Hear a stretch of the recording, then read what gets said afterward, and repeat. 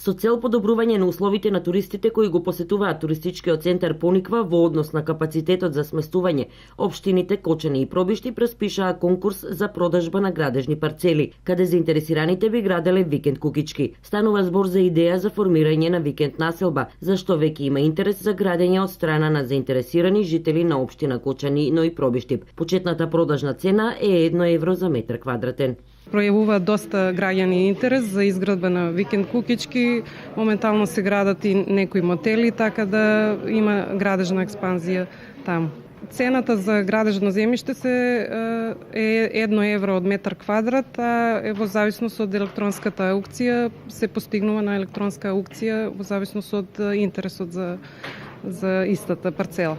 Интересот е голем и од страна на жители на општина Пробишти, не само за изградба на викенд куки, туку и за хотели и мотели. На досегашните неколку аукции за продажба продадени се повеќе од 50 парцели. Во моментов се изготвува нов детален урбанистички план со кој ќе се предвидат нови парцели за продажба. Пониква ќе продолжи да се развива, ќе има уште повеќе заинтересирани да изградат не само викенд куки, туку и одмаралишта и деловни објекти, други содржини кои што ќе бидат еден дел од развојот на Пониква како еден од најубавите спортско-рекреативни туристички центри на источниот дел од Република Македонија. Со заеднички сили двете општини Пробишти и Кочани во последниве неколку години направија вистински туристички бум во однос на овозможувањето на сите потребни услови за се помногубројните туристи, пред се со проекти за подобрување на инфраструктурата. Еден од нив беше патно поврзување на паркинг просторот пред одмаралиштето на МВР до манастирот Свети Василий.